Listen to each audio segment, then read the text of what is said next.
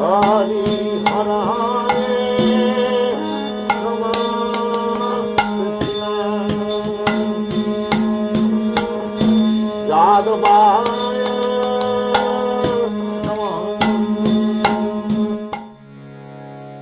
Yoginam api sarvesham mad gatenantara atmana shradhavan bhajate yo mam same yukta tamo mata. And of all yogis, he who always abides in me with great faith, worshipping me in transcendental loving service, is most intimately united with me in yoga, and is the highest of all. In the beginning of this little study course, I had mentioned that the Bhagavad Gita is a work on the path of devotion to the Supreme Soul. And what we will see, like in this particular verse that we're studying, a reinforcement of this reality. Before we start really looking at some of the detail in the verse, just to give an immediate context, I'll read the preceding verse in the Bhagavad Gita and then reread this one that we're studying now. So in the 6th chapter, 46th verse, Krishna states, "A yogi is greater than the ascetic, greater than the empiricist, and greater than the fruitive worker. Therefore, O Arjuna, in all circumstances, be a yogi." And now the current verse, "And of all yogis, he who always abides in me with great faith, worshipping me in transcendental loving service, is most intimately united with me in yoga, and is the highest of all." So I just draw your attention to the word bhajate, or renders transcendental loving service. Srila Bhaktivedanta Swami Prabhupada, in his commentary on this verse, has stated, the word bhajate is significant here. Bhajate has its root in the verb bhaj, which is used when there is need of service. The English word worship cannot be used in the same sense as bhaj. Worship means to adore or to show respect and honor to the worthy one.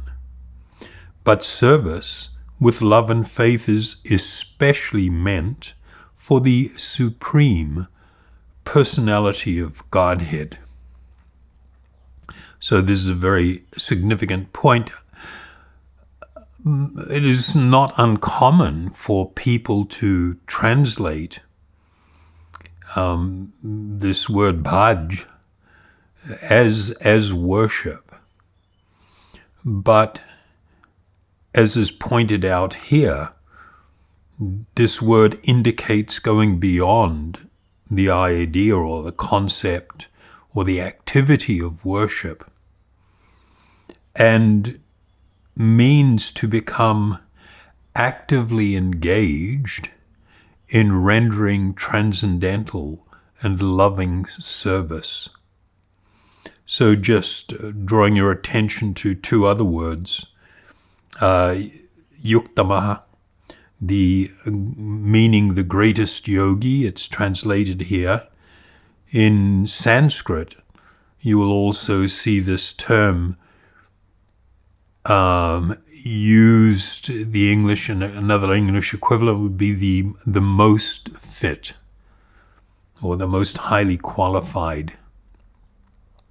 And then mataha, which here is translated as is considered, but it's also commonly used for the English equivalents of to be honored or esteemed or respected. So this lends a emphasis to the activity of bhakti. Activity meaning the engagement in the path of devotion, of bhakti.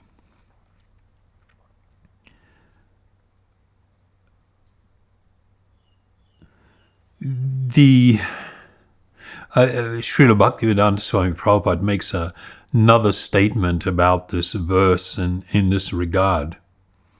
Factually, Bhakti Yoga is the ultimate goal, but to analyze Bhakti Yoga minutely, one has to understand these other yogas. The yogi who is progressive is therefore on the true path of eternal good fortune. One who sticks to a particular point and does not make further progress is called by that particular name, karma yogi, jnana yogi, or dhyana yogi, raja yogi, hatha yogi, etc. If one is fortunate enough to come to the point of bhakti yoga, it is to be understood that he has surpassed all other yogas. So I'd like to make the point that, as I've previously stated, we mostly are not very cognizant or aware of how we are being influenced by the mind, by the false ego,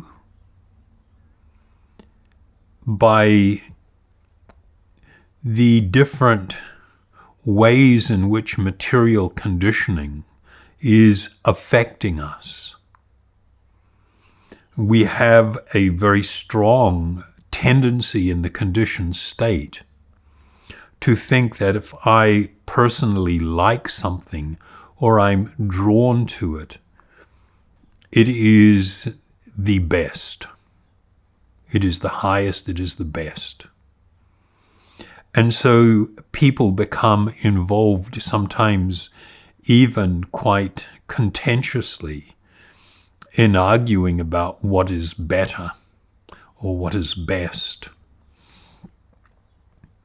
These statements that are being made here are not being made from that platform. They are being made from the transcendental platform. There is this there is a great importance to understand that the actual transcendentalists don't speak from a partisan platform. They're not parochial or sectarian in their interests. They are speaking from an absolute and transcendental platform, and speaking from a motivation of wanting to see you and I, all living beings, experience what is in their best interest, to gain their highest possible happiness. We've mentioned before that when one wants to really come to know something, vastu, that thing, speaking here of the soul, one must come to know its essence, its position, and its function. Essence meaning what is it constituted by, or of, or from. What is its, where does it fit in relation to other things around it? And what is its natural function in its pure state? And as we've mentioned before,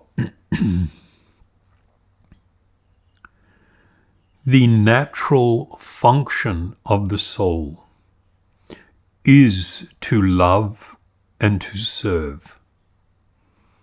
When one is having the experience of merging into the great impersonal Brahma Jyoti, this effulgence of the Lord, one cannot experience their natural function. Because in that condition, one does not identify as being an individual and in any way distinct from anything.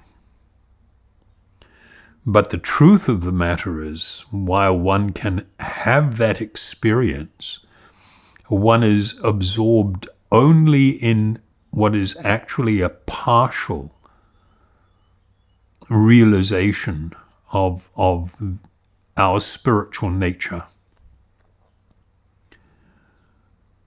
As one progresses in their spiritual maturity, there will be a realization of our individual existence and how we are not all one, or that we are simultaneously one and yet simultaneously distinct.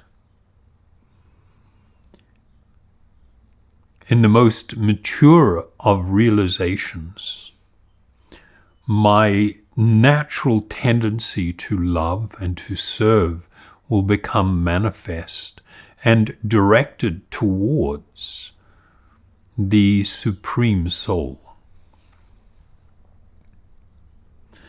And so when they speak of the process of Bhakti Yoga as being the topmost spiritual realization, it is not a sectarian or parochial statement. It is simply factual. That does not mean that all people who are attempting to practice Bhakti Yoga or who are on the path are automatically on the highest transcendental platform. No, not necessarily the case at all. But even though someone may not be so elevated in their spiritual realization and practice, it does not mean that the practice of Bhakti Yoga is not the highest spiritual experience, the most complete spiritual experience. In the statements of Bhaktivedanta Swami Prabhupada, he had mentioned the yogi who is progressive is therefore on the true path of eternal good fortune.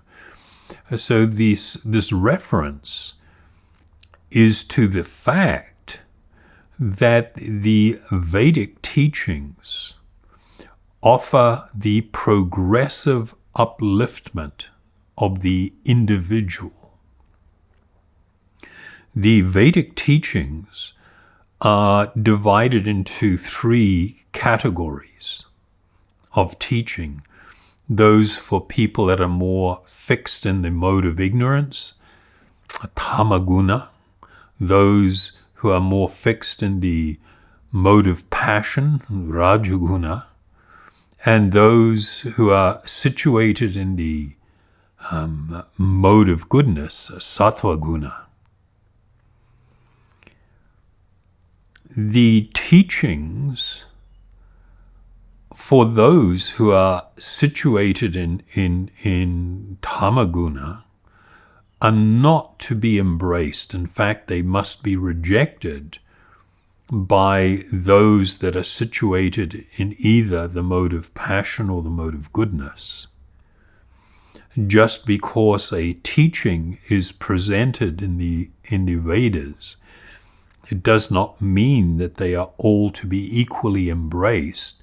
It really depends on the time, place, and circumstance. And it was understood from the highest spiritual platform that the different yogic practices, the ones that, as they are mentioned here, karma yoga, jnana yoga, raja, hatha yoga, etc., that these were practices that helped a person grow in spiritual understanding, experience, and realization. But the topmost transcendentalists understood that it was to progressively lead one to the highest spiritual experience. And Krishna is making that point very, very clearly here. One of our great spiritual masters from over 400 years ago, Srila Vishwanath Chakravarti Thakur, commenting on this verse, is stated, among all the processes, meaning yoga processes, such as karma yoga, jnana yoga, tapa yoga, ashtanga yoga, and bhakti yoga, he who worships me, he who is my devotee, has the best process. This word, yuktatma. The karmis, the tapasvis, and the jnanis are considered yogis. The ashtanga yogi is a better yogi, but he who practices bhakti with hearing and chanting, however, is the best yogi. So he was paraphrasing here the verse spoken by Sri Krishna and giving this meaning. Another luminary that we have previously mentioned, Sri Sridhar Swami, has made these comments on this verse. Amongst all yogis, or those perfected in the science of the individual consciousness, attaining communion with the ultimate consciousness, who are engaged in yama, niyama, or self-control, etc., Lord Krishna is declaring that his devotee is superior to even the greatest yogi, one who is possessed of full faith in him as the supreme Lord of all, with their mind focused within and relishing meditation on him, is the greatest yogi of all. Therefore, be Lord Krishna's devotee is the purport.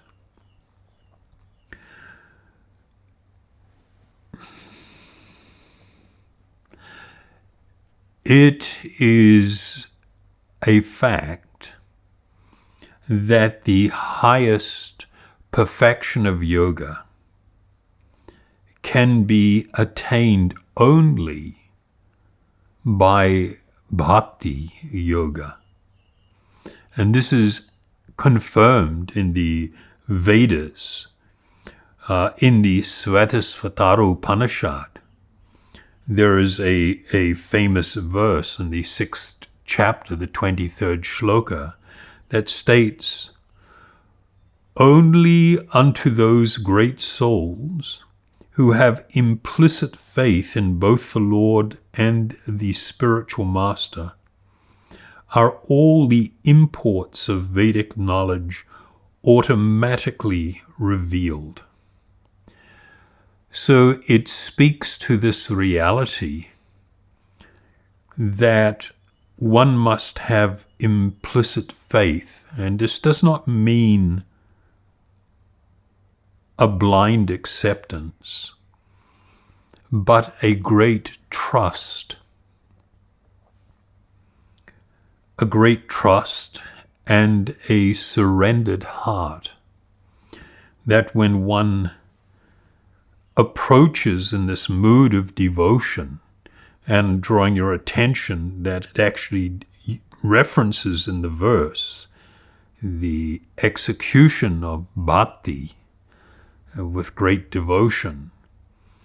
It's only when one renders transcendental loving service to the Lord with great implicit faith in both Him and the spiritual master are the actual imports, the full understanding of the Vedas revealed. And of course, this is tied to what we have previously mentioned, the two paths in spiritual life, one being the ascending process, the Aroha Pada, and the Avaroha Pada, the descending process. The descending process is a process by which one endeavors to become pleasing to the Lord so that He may bestow His mercy in the form of full and complete realization. So without coming to that platform, without being actively engaged in the transcendental loving service of the Lord, one cannot possibly acquire the greatest understandings and realization of the most important conclusions of the Vedas. The rarity of such people is also stated in the Srimad Bhagavatam, or the Bhagavat Purana. In the 6th canto, the 14th chapter, and the 5th shloka, there is a verse that says, "O great sage, among many millions who are liberated and perfect in knowledge of liberation, one may be a devotee of Lord Narayana or Krishna. Such devotees who are fully peaceful are extremely rare."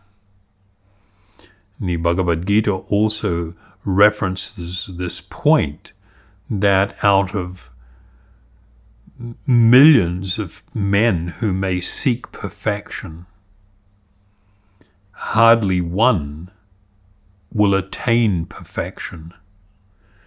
And out of thousands of those who have attained perfection, Sri Krishna says that hardly one will come to know me in truth. This speaks to the importance of this process that has been endorsed by Lord Sri Krishna in this verse. This chapter that the verse is from, the 6th chapter, is the chapter on dhyana yoga, on the meditative process. And it begins by speaking about different practices and different types of people that aspire for the highest spiritual experience or realization. And in talking about the path of meditation, coming to be completely fixed upon the Lord, Arjuna had expressed concern for the difficulty of the process, or the fact that not so many people become successful.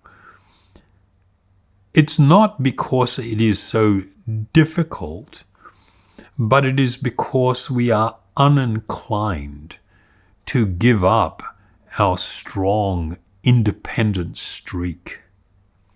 This desire to be like mini gods ourselves, to be the center of everything, the way I look at this world, the way I see things, it's all in relation to me. I see myself at the center of everything. And this is considered the manifestation of this disease or this condition that separates us from our actual true soulmate, the Lord of our heart. And Arjuna was expressing his concerns and asking, well, what happens if a person is not successful? And maybe I will just read some of the verses leading up to this just to show you the context. So starting from the 6th chapter, 37th shloka. Arjuna said, O Krishna, what is the destination of the unsuccessful transcendentalist, who in the beginning takes to the process of self-realization with faith, but later desists due to worldly mindedness, and thus does not attain perfection in this mysticism? O mighty-armed Krishna, does not such a man who is bewildered from the path of transcendence fall away from both spiritual and material success, and perish like a riven cloud, with no position in any sphere? This is my doubt, O Krishna, and I ask you to dispel it completely, but for you no one is to be found who can destroy this doubt. The Supreme Personality of Godhead said, O son of Pritha, a transcendentalist engaged in auspicious activities does not meet with destruction either in this world or in the spiritual world. One who does good, my friend, is never overcome by evil. The unsuccessful yogi, after many, many years of enjoyment in the planets of the pious living entities, is born into a family of righteous people or into a family of rich aristocracy.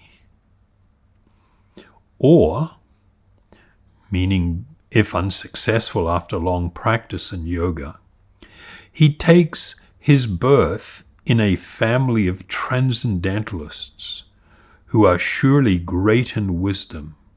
Certainly such a birth is rare in this world. So here we understand that when one makes progress in the spiritual journey, and if for whatever reason one is unsuccessful, but here specifically if one becomes weak-hearted and gives up their practice, they will take birth in a heavenly environment as a result of all the austerities that they practiced, or they may take birth in a family of great wealth, where they have the opportunity to experience maybe what they were hankering for, still having some attraction for material enjoyment and material opulence. Or in the third scenario, they would be born in the family of transcendentalists of great wisdom and will have the opportunity to continue where they left off. On taking such a birth, he revives the divine consciousness of his previous life, and he again tries to make further progress in order to achieve complete success, O son of Kuru. By virtue of the divine consciousness of his previous life, he automatically becomes attracted to the yogic principles, even without seeking them. Such an inquisitive transcendentalist stands always above the ritualistic principles of the scriptures. And when the yogi engages himself with sincere endeavor in making further progress, being washed of all contaminations, then ultimately achieving perfection after many, many births of practice, he will attain the supreme goal. And then the verse prior to this verse that we are studying, a yogi is greater than the ascetic, greater than the empiricist, greater than the fruit of worker. Therefore, O Arjuna, in all circumstances, be a yogi. And of all yogis, he who always abides in me with great faith, worshipping me in transcendental loving service, is most intimately united with me in yoga, and is the highest of all. Thank you very much.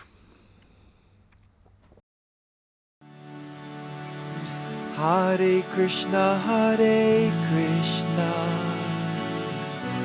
Krishna Krishna, Hare Hare, Hare Rama, Rama Rama, Hare Hare.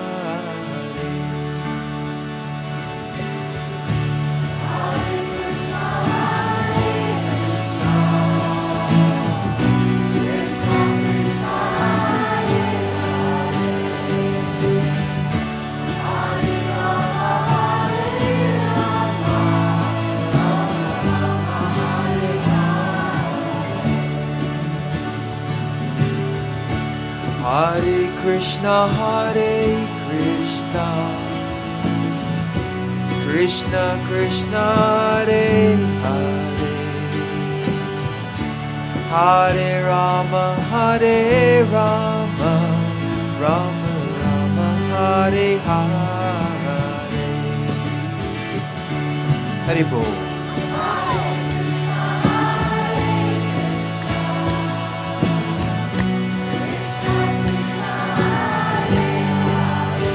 Krishna.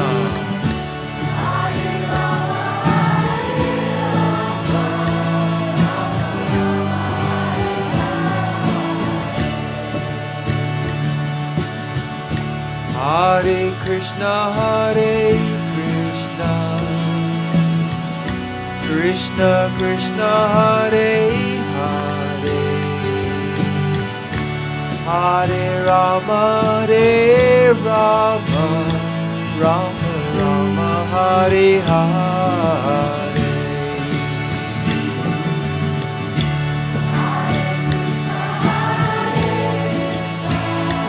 Krishna.